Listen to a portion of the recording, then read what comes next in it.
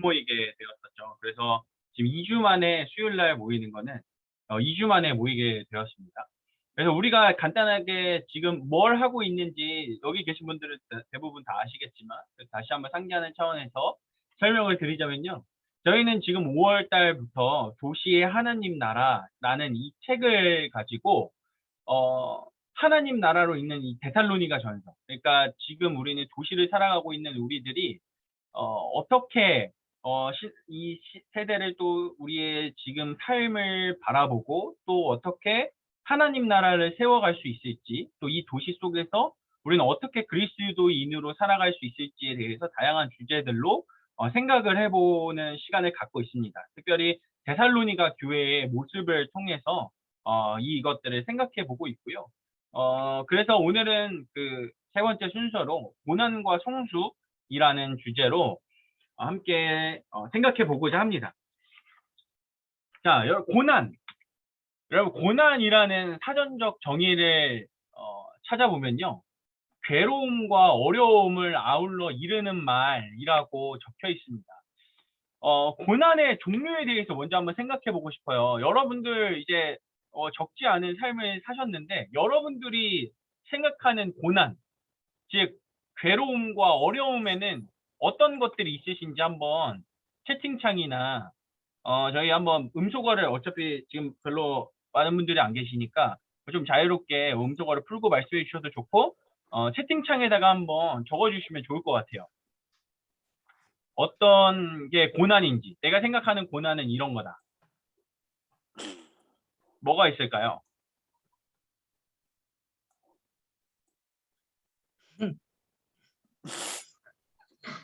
지금 제 상황이 약간 고난 같고요. 아니 감당하기 어려운 네. 내 그 삶이 약간 흔들리는 그 구체적인 예를 들어서 뭐 예시. 네, 구체적인 예시. 부모님의 건강이 안 좋아지셨을 때, 부모님의 건강이 안 좋아지셨을 때. 네, 좋습니다. 또 어떤 것들이 있을까요? 사람과의 관계가 틀어졌을 때, 네, 관계. 아주 제가 원하는 대답 다 나오고 있습니다. 좋습니다. 그리고 질병, 호환마마는 뭔가요? 호환마마? 역병, 예전에 전쟁 등. 비디오에서 나왔던 거. 호환마마? 호환마마 뭐지? 막 이렇게 마음의 빨갛게 하나님이 했는데 없어요. 네네. 호환마마? 그래요? 옛날 비디오에 그렇게 비디오에서 광고할 때 나왔던 거 많아요. 아니야? 그치 오빠? 예전에 그 비디오 테이프에서 맞아, 경고 메시지로 나온. 다 늙은이들이 어떡해. 네, 호환마마. 네. 그리고 뭐 또 우리 근영자매님 마음에 하나님이 없을 때 이게 괴로움과 어려움이 있다 이렇게 말씀을 해주셨는데요. 사실 이거에 대해서 말씀해 주신 것들이 인간이라 하면 누구나 다 경험하는 고난의 종류인 것 같아요. 이 말인즉슨 우리가 하나님을 믿는 기독교인이건 하나님을 믿지 않는 비기독교인이건 둘 다 동일하게 고난을 받고 괴로움과 어려움을 겪으면서 살아가는 게 인생이다라는 뜻이죠. 그래도 그 기독교인과 비기독교인이 고난이라는 것을 받는 것은 똑같지만 고난의 내용은 조금씩 다를 수 있을 것 같아요. 그래서 오늘은 그 부분에 대해서 한번 생각을 해보고자 하는데요. 그래서 제가 한번 나름대로 한번 정리를 해봤어요. 표를 한번 만들어 봤는데, 자, 비기독교인이 있죠. 그리고 기독교인이 있습니다. 이 비기독교인과 기독교인이 삶을 살아갈 때 느끼는 고난, 경험하는 고난에 대해서 한번 분류하면 제 나름대로 분류를 해본 거예요. 이렇게 될 것 같아요. 먼저 이 비기독교인에 해당하는 가장 큰 고난이 뭘까요? 비기독교인이 느끼는, 그러니까 비기독교인만 느끼는 고통, 비기독교인이기 때문에 느끼는 고난. 맞습니다. 죽음입니다. 특별히 지옥이라는 거죠. 제가 이 지옥이라는 걸 왜 적었냐면 사실 죽음 자체는 기독교인도 느끼는 거거든요. 그러니까 죽기 때문에 누군가를 잃었다는 슬픔은 기독교인도 분명히 느끼는 건데 그 속에서 대신 천국 소망이 있기 때문에 그것이 조금 다른 거죠. 대신 비기독교인이기 때문에 느끼는 고통은 죽고 난 다음에서 영원한 생명이 없다라는 고통이 아마 가장 큰 비기독교인이기 때문에 느끼는 고난일 것입니다. 그리고 비기독교인과 기독교인이 공통적으로 느끼는 이 부분 있잖아요. 이것은 어떻게 보면 사람이기 때문에 느끼는 고난들. 여러분들이 아까 말씀해 주신 것들이 다 여기 나옵니다. 경제에 관련된 부분, 혹은 건강에 관련된 부분, 진로에 관련된 부분, 관계에 관련된 부분, 혹은 등등등의 문제는 비기독교인이라고 해서 더 많이 느끼거나 기독교인이라고 해서 더 조금 느끼는 게 아니고 사람이라면 사실 누구나 느끼는 고난의 종류들이 여기에 속하는 거죠. 그러면은 사실 이 지금 마지막 기독교인이기 때문에 느끼는 고난들, 기독교인이기 때문에 느끼는 고난들은 무엇이 있을까요?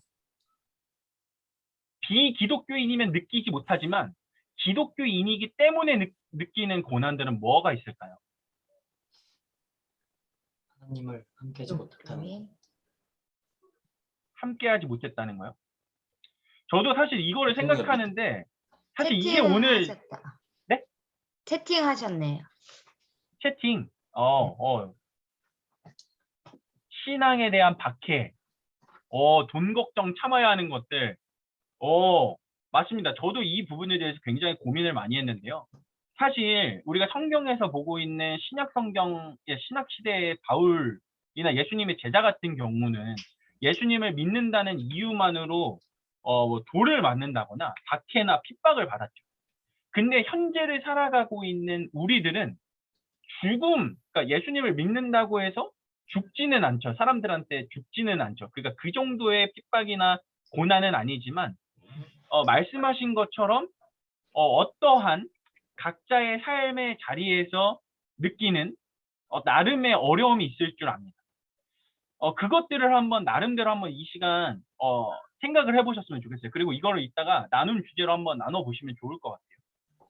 왜냐하면 여러분들이 적지 않은 신앙생활을 하면서 도시 속에서 또 삶 속에서 기독교인이기 때문에 느껴야 했던 어려움이 있을 거란 말이죠. 이제 그런 것들을 한번 생각해 보시면 되는데 제가 생각해 보기에는 사실 저도 모태 신앙으로서 자랐기 때문에 제가 생각했던 것들은 그런 것들이 있는 것 같아요. 뭐 직장 생활을 하진 않았지만 예를 들어서 흔히 얘기하는 직장 생활에서 뭐 술 문제, 회식 문제 뭐 이런 속에서 나는 전 술을 못 마시겠어요라고 하면 뭐 그러냐 이거 마셔도 된다 약간 이런 식의 또 그런 문제들도 있고 뭐 경제와 관련된 부분도 있고 관계 속에서도 마찬가지예요. 분명히 똑같이 사람인데 하나님의 말씀이 이웃을 사랑해라, 오래 참아라 이런 하나님의 말씀에 순종하며 살아감으로써 내가 느껴야 하는 어려움이 분명히 있다라는 거죠. 이제 그래서 우리는 오늘 생각해 보고자 하는 것은 이 분홍 색깔에 해당하는 부분을 생각해 보려고 해요. 왜냐하면 이미 우리는 기독교인이잖아요. 그리고 이 가운데 속해 있는 거는 여러분들이 비기독교인이 된다고 해도 똑같이 느끼는 거기 때문에 이거는 그냥 어쩔 수 없는 삶이라고 치고 오늘은 조금 더 집중적으로 생각해 보고자 하는 부분은 그리스도를 믿기 때문에, 그러니까 그리스도인으로 살아가기 때문에 우리가 도시 속에서 얻게 되는, 느끼게 되는 고난이 무엇이 있고 이것을 우리가 어떻게 받아들여야 하는지에 대해서 오늘 생각을 해보고자 합니다. 왜냐하면 우리 이렇게 생각하잖아요. 많은 그리스도인들이 그렇게 생각을 해요. 아니 하나님을 믿는데 왜 고난이 따릅니까? 하나님을 믿으면 행복해야 하는 거 아니에요? 하나님이 세상에 천지를 지으시고 유일한 하나님이시라면 그 하나님 사랑의 하나님이시라면 내 삶 속에 고난이 안 이루어져야 하지 않습니까? 왜 내 삶에 이런 고난이 이루어져요? 오케이 알겠습니다. 비기독교인도 똑같이 느끼는 고난이라면 그러면 적어도 기독교인이기 때문에 느끼는 고난은 없어야 하지 않습니까? 이 고난만큼은. 이러한 손해는 없어야 하지 않습니까? 라는 질문을 상당히 많은 기독교인들이 던지는 것 같아요. 그래서 근데 그럼에도 우리의 생각과는 다르게 고난은 여전히 이루어지고 있죠. 그래서 이거는 어떻게 이것을 바라봐야 하는지에 대한 문제로 이어지게 됩니다. 저희가 고난과 성숙이라고 주제를 말씀을 드렸는데요. 성숙이라는 사전적 정의를 찾아보면 몸과 마음이 자란 어른스러움입니다. 사실 우리 여기 계신 모두가 이미 몸과 마음은 자라서 충분히 어른스러워지죠. 근데 여기서 우리가 더 생각해 볼 것 하나를 더 추가해 보고자 합니다. 여기에 신앙, 우리의 믿음도 어른스러워지기 위해서 우리는 이 고난을 어떻게 바라봐야 하고 어떻게 우리는 성장하고 성숙할 수 있을까에 대해서 한번 생각해 봅시다. 모든 성숙은요, 시간이 흐른다고 자동적으로 이루어지지 않아요. 그거를 대표적으로 보여준 사례, 우리 손흥민 선수라고 생각을 합니다. 제가 축구를 좋아해서 요거를 예시로 들었기도 했는데, 사실 지난 주일이었죠. 사실 손흥민 선수가 영국 프리미어 리그에서 득점왕을 차지를 했습니다. 물론 축구를 좋아하지 않으시는 분들, 별로 관심 없으신 분들은 그게 뭐가 그렇게 대단해 라고 생각을 하실 수도 있지만, 이게 얼마나 사실 엄청난 대단함이 있거든요. 그래서 이거하고 비추어서 한번 생각을 해보려고 해요. 이거 영국 프리미어리그 득점왕을 찾는데, 이거는 아시아에서 여태까지 그러니까 대한민국뿐만 아니라 아시아에서 최초로 이루어진 일입니다. 근데 이 일을 받기 위해서 손흥민 선수가 했던 것은 유소년 때부터 아주 혹독한 훈련을 했다라는 것이죠. 아주 잘 알려져 있습니다. 혹독한 훈련을 했다라는 것이. 수많은 훈련과 땀과 눈물이 있었기에 지금 이 자리에 올라올 수 있었고요. 분명히 그 속에서 아무리 본인이 좋아하는 거라고 할지라도 외로움과 어려움이 있었을 것이죠. 근데 이것을 이겨내고 성숙해졌기 때문에 지금의 자리로 올라갈 수 있었다는 것입니다. 그럼 이런 질문을 할 수 있습니다. 왜? 굳이? 그냥 살면 안 되나요? 우리가 굳이 성숙해져야 합니까? 우리가 굳이 성장해야 합니까? 그냥 하나님 믿고, 어차피 하나님 믿으면 내가 지금 잘 살아가지 않아도 그냥 나중에 죽으면 천국 가니까 굳이 지금 열심히 만약 성숙을 해야 합니까? 만약에 고난을 받아야지만 성숙이 이루어지는 거라면 전 고난 별로 안 받고 싶은데요 라고 생각하시는 분들이 있을 수도 있습니다. 근데 성장하고 성숙하지 않는다면 그 공동체는 유지되지 못합니다. 그러니까 이 공동체로 살아가기 위해서, 또 한 사람이 그리스도인으로 살아가기 위해서는 이 성장과 성숙이 굉장히 필요하고, 성장과 성숙이 이루어지지 못하면 그 공동체가 유지되기가 어렵다는 의미인 거죠. 그렇다면 우리는 어떻게 성장하고 어떻게 성숙할 수 있을까요? 이 부분에 대해서 데살로니가 교회의 모습을 통해서 한번 생각을 해보고자 합니다. 첫 번째는 하나님 말씀입니다. 우리가 성숙해질 수 있는 방법, 성장할 수 있는 방법, 하나님 말씀입니다. 우리 데살로니가 전서 2장 13절에 이렇게 나옵니다. 이러므로 우리가 하나님께 끊임없이 감사함은 너희가 우리에게 들은 바 하나님의 말씀을 받을 때에 사람의 말로 받지 아니하고 하나님의 말씀으로 받음이니 진실로 그러하도다. 이 말씀이 또한 너희 믿는 자 가운데에서 역사하느니라. 하나님의 말씀은요, 사람을 통해서 전달이 됩니다. 선포되어지는 말씀을 통해서 전달이 되는 거죠. 그리고 그 말씀이 우리를 어떻게 비평하고 있는지 우리는 귀 기울여야 합니다. 이 말씀을 통해서 이 말씀이 지금 살아가는 나에게 말하고 있는 것은 무엇인가? 그리고 그 말씀에 빗대어서 나는 내 삶을 어떻게 수정하고 어떻게 개선해 나가야 하는지에 대해서 끊임없이 되돌아봐야 한다는 것입니다. 말씀을 제대로 들은 사람은 말씀이 자기 삶에서 일하는 것을 경험하고 변화하게 된다는 것이죠. 어떻게 보면 변화하지 않고 성숙하지 않는 삶은 어떻게 보면 하나님의 말씀을 제대로 듣지 않았다라는 반증이 될 수도 있습니다. 아까 손흥민 선수 이야기를 했는데요. 손흥민 선수가 지금의 이 위치까지 올 수 있었던 여러 가지 이유가 있겠지만 그의 아버지를 빼놓고는 설명할 수가 없습니다. 이미 수많은 매스컴에서 이야기를 했죠. 이 손흥민 선수를 한 선수를 키우기 위해서 이 아버지 손흥정 씨는 엄청난 노력을 했습니다. 근데 만약에 이 손흥민 선수가 이 아버지의 그러니까 본인에게 하는 이 아버지의 가르침, 아버지의 교훈을 이게 잔소리다. 나하고는 별로 상관이 없다. 이건 나에게 별로 도움이 되지 않는다라고 한 귀로 듣고 한 귀로 흘렸다면 본인의 삶으로 이루어내지 않았더라면 지금의 손흥민 선수가 있을 수는 없게 될 것이죠.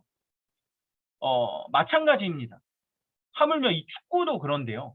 지금 우리는 도시 속에서 하나님 나라를 세워간다는 더 큰 사명을 갖고 있습니다. 그럼 이 하나님 나라를 세워가기 위해서는 이 우리에게 말씀하고 계시는 하나님의 말씀에 더욱더 귀를 기울여야 한다라는 것이죠. 그래서 바라올기는 저와 우리 여기 계신 모든 청년 선교회 모든 지체분들이 우리에게 말씀하고 계시는 그 하나님의 말씀에 더 귀를 기울이고 그 말씀에 순종하며 살아가는 우리가 되었으면 좋겠습니다. 두 번째로 우리가 성장, 성숙을 이룰 수 있는 방법은 오늘 이 주제입니다. 고난과 환란이죠. 14절에 이렇게 이야기하고 있습니다. 형제들아, 너희가 그리스도 예수 안에서 유대에 있는 하나님의 교회들을 본받은 자 되었으니 그들이 유대인들에게 고난을 받음과 같이 너희도 동족에게서 동일한 고난을 받았느니라. 고난과 환란에서 유대에 있는 하나님의 교회라는 표현이 나옵니다. 이 표현이요, 굉장히 이중적이죠.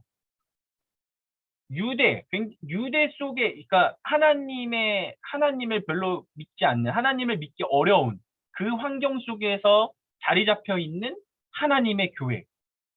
굉장히 이중성을 가지고 있습니다. 이중성은요, 고난이 필수적으로 따라오게 되어 있습니다. 예를 들어 이런 거죠. 도시의 하나님 나라도 마찬가지인 것 같아요.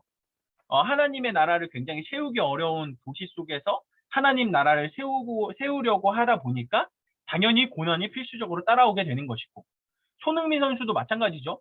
영국에 있는 한국인으로서 영국에 속해 있을 때 얼마나 많은 야유와 핍박과 혹은 막 이렇게 차별들을 받았겠습니까? 뿐만 아니라 그러니까 우리의 모든 삶 속에서 이중성이 있을 때는 고난이 필수적으로 따라오게 되어 있습니다. 데살로니가 교회도 마찬가지였습니다. 유대에 있는 교회였기 때문이죠. 지난번에 우리 조병 목사님께서 말씀해 주신 것이 이 유대 속에서 이 교회를 지켜나가기 위해서 얼마나 많은 노력을 했는지에 대해서 한번 설명을 해 주셨었는데요. 바울은 이 고난이 특별한 특권이라고 빌립보서 1장 29절에서 이렇게 말하고 있습니다.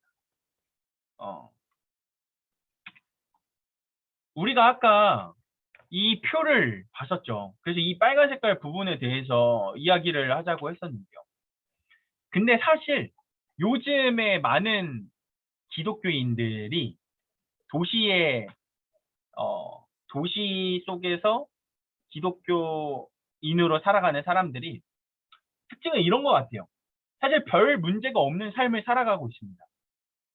이 말이 뭐냐면 아까 서두에 말씀드렸던 것처럼, 그러니까 하나님을 믿는다고 해도 옛날 바울 시대처럼 당장 죽임을 당하는 그러한 핍박이나 고난이 없어요. 그러니까 별로 어렵지 않은 생활을 살아가고 있죠. 그리고 어려운 일은 굳이 하지 않으려고 해요. 그러니까 굳이 하나님의 말씀 지킬 수 있는 거 지키고 지키기 싫은 거 지키지 않고 그냥 어느 정도 내가 지금 사회 속에서 살아가고 있으니까 어느 정도 타협하면 되지 않나. 타협할 수 있는 부분 타협하고 그냥 이렇게 살아가면 되지. 그래서 나온 것이 썬데이 크리스천이죠. 그냥 주일날만 교회 나오고 평일날은 그냥 살아가면 되지. 굳이 이렇게 십자가를 지려고 하지 않는 사람들이 굉장히 많이 나타나고 있습니다. 하나님의 뜻을 이루기 위해서는 어떠한 대가가 필요한데 이를 굉장히 가볍게 여기는 것이 현재 도시 속에서 살아가고 있는 기독교인들의 갖고 있는 문제라고 볼 수 있습니다. 이 도시 속에서 그리스도인으로 살아가는 게 굉장히 사실 쉽지 않죠. 상당히 손해보는 것도 굉장히 많고요. 왜냐면은 이 도시는 하나님이 말씀하고 계신 하나님이 강조하신 부분들과 굉장히 반대되는 것들이 너무나 많은 것이기 때문인 것 같아요. 도시 속에서는 남에게 주는 것보다는 내가 더 가져야 되고, 뭔가 다른 사람들을 더 사랑하기보다는 내가 더 사랑을 받아야 되고, 내가 조금 더 높아지기 위해서 다른 사람이 조금 더 밟고 올라가야지만 내가 조금 더 높이 올라갈 수 있는 그러한 문화가 형성되어 있는 곳이 도시이잖아요. 근데 그 도시를 살아가고 있는데 우리는 그러지 말라는 하나님의 말씀을 믿고 있는 기독교인이기 때문에 자꾸 여기서 부딪히는 일이 생기고 갈등이 생기고 어려움이 생기는 것 같습니다. 그래서 여기서 그것을 끊임없이 살아가려고 하는데 그런데 이렇게 그리스도인으로서 이 도시를 살아가면서 생기는 외로움, 질타, 손가락질, 손해 등등등 그 어려움들을요, 감수하는 게 필요하다라는 게 사실은 오늘의 골자인 겁니다. 그리스도인은 세상의 부정과 불법에 그건 아니다라고 말할 줄 아는 사람이어야 한다라는 것이죠. 하나님의 뜻과 반대되는 것이 있으면 그것을 딱 확실하게 되돌아갈 수 있고 바로 이렇게 하나님 편으로 돌아설 수 있는 것, 그로 인해 생기는 고난, 그로 인해 생기는 어려움이 우리를 성숙하게 만든다. 우리를 믿음적으로, 신앙적으로, 기독교인으로 더 성숙하게 만든다라는 게 사실은 오늘의 골자입니다. 오늘의 핵심 포인트인 것입니다. 그래서 이 말은 고통, 고난을 즐겨라가 아닙니다. 여기서 말하는 것은 성장을 위해서 고난을 피하지 말라는 이야기인 것입니다. 우리가 조금 더 하나님이 원하시는 그리스도인의 모습으로서 하나님 나라를 세워가기 위한 어떠한 하나님의 거룩한 자녀로서 우리가 그것을 선택할 때 이루어지는 그 고난을 피하지 말고 받아들이고 그것을 살아내자. 그것이 오늘의 주제인 것이죠. 그렇게 살아갔던 것이 데살로니가 교회 사람들이요. 그래서 마지막으로 우리가 여기서 이야기하고 있는 것은 이끄미와의 분리. 여기서 이끄미라는 표현을 책에서 사용하고 있는데요. 그러니까 흔히 얘기해서 약간 셀 리더, 뭐 멘토, 신앙적 멘토 이렇게 생각하시면 될 것 같아요. 17절, 18절에 이렇게 이야기하고 있습니다. 형제들아 우리가 잠시 너희를 떠난 것은 얼굴이요 마음은 아니니 너희 얼굴을 보기를 열정으로 더욱 힘썼노라. 그러므로 나 바울은 한 번, 두 번 너희에게 가고자 하였으나 사탄이 우리를 막았도다. 이 이야기가 뭐냐면 바울 일행과 데살로니가 교회가 헤어지게 되었는데요. 이 헤어짐은 강제적인 분리였고 어떤 표현을 하고 있냐면 자연스러운 이별이 아니라 부모를 잃고 고아가 되는 고통스럽고 강제적인 분리였다고 이야기를 합니다. 그러니까 굉장히 힘든 어쩔 수 없는 헤어짐이었다는 거죠.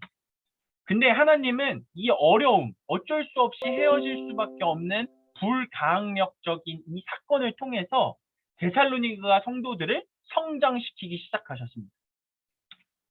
철저히 하나님만을 신뢰하길 원하셨기 때문이었던 거죠. 하나님은 이거를 통해서 사람이 아닌 하나님 말씀을 의지해서 스스로 살아가기를 원하셨던 것입니다. 데살로니가 교회가 많은 이들에게 존경을 받고 본받는 이유는 사람을 의지하는 것이 아니고 하나님을 의지해 그 말씀을 기반으로 세워져 나갔기 때문입니다. 우리가 들은 말씀을 우리 삶 속에서 이루어가기, 그러니까 나타나도록 하기 위해 우리는 어떻게 때로는 정말 고통, 정말 이 헤어짐의 고통, 부모를 잃고 고아가 될 정도의 그러한 아픔일지라도 그것이 하나님이 허락하신 것이라면 하나님이 원하시는 것이라면 우리가 조금 더 그리스도인으로서 성장하고 성숙해 나갈 수 있는 방법이라면 그것을 기꺼이 받아들이는 것. 그것이 이 공동체가 이 도시 속에서 하나님의 나라를 이루어가는 방법이라는 것입니다. 그렇다고 해서 이제부터 우리가 누구를 무조건 내가 멘토를 다 떼낼 거야. 난 이제 멘토가 되지 않을 거야. 무조건 하나님하고만 관계를 해야지. 라는 것을 이야기하는 것이 아닙니다. 우리가 해야 할 일은 이제 돕는 이끌이가 되라는 것입니다. 이제 누군가에게 멘토가 되어주라는 거죠. 누군가에게 신앙적인 길잡이가 되어주라는 것입니다. 그래서 그 만나는 이들을 조금 더 굳세게 삶을 붙잡아주고 격려해주고 흔들리지 않도록 붙잡아주고 중간 점검을 계속 하면서 이렇게 신앙생활을 할 수 있도록 돕는 그런 이끌이가 되어라고 이 책에서 이야기를 하고 있습니다. 결론을 맺습니다. 데살로니가 전서 2장 19절 20절에 이렇게 이야기합니다. 우리의 소망이나 기쁨이나 자랑의 면류관이 무엇이냐? 그가 강림하실 때 우리 주 예수 앞에 너희가 아니냐. 너희는 우리의 영광이요 기쁨이니라. 아멘.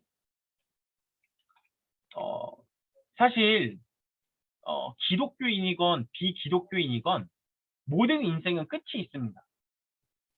아까 죽음은 공통적이라고 말씀드렸죠. 우리 모두 죽음을 맞이하게 됩니다.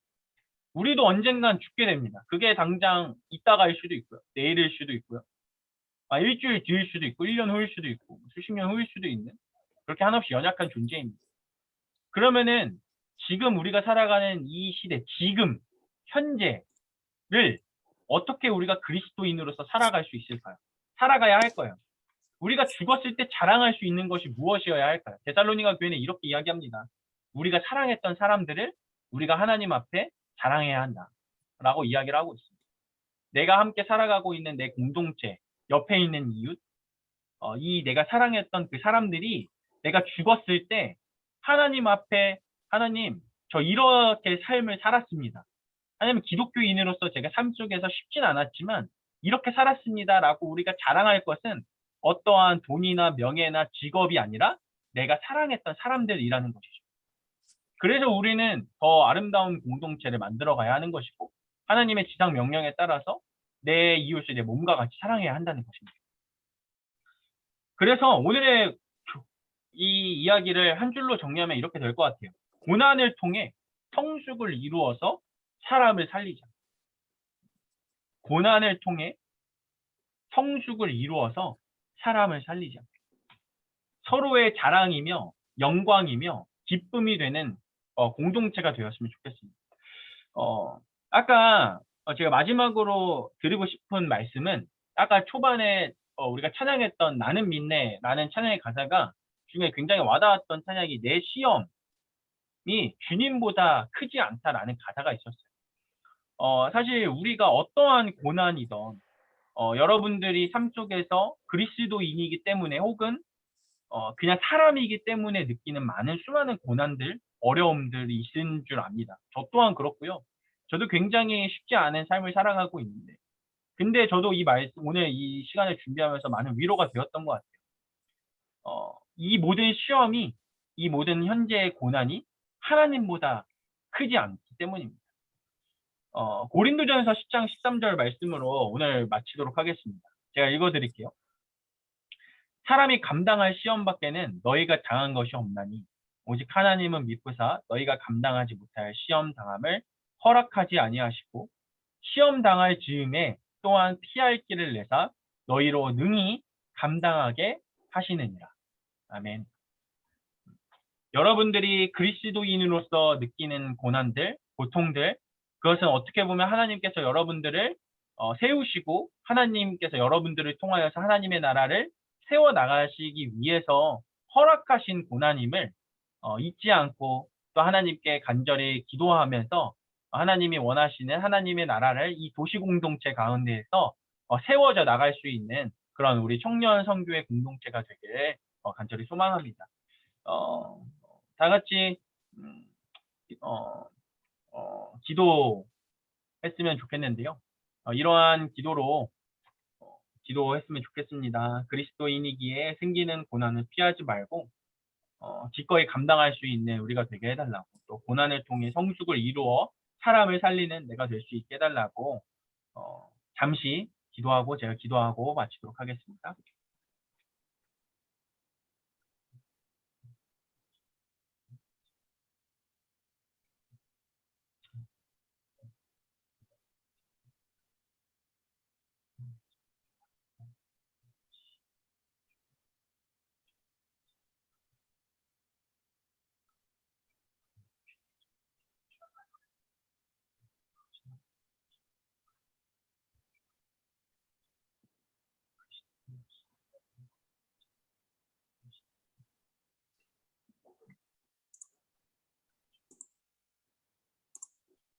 사랑의 아버지 하나님, 참 감사합니다.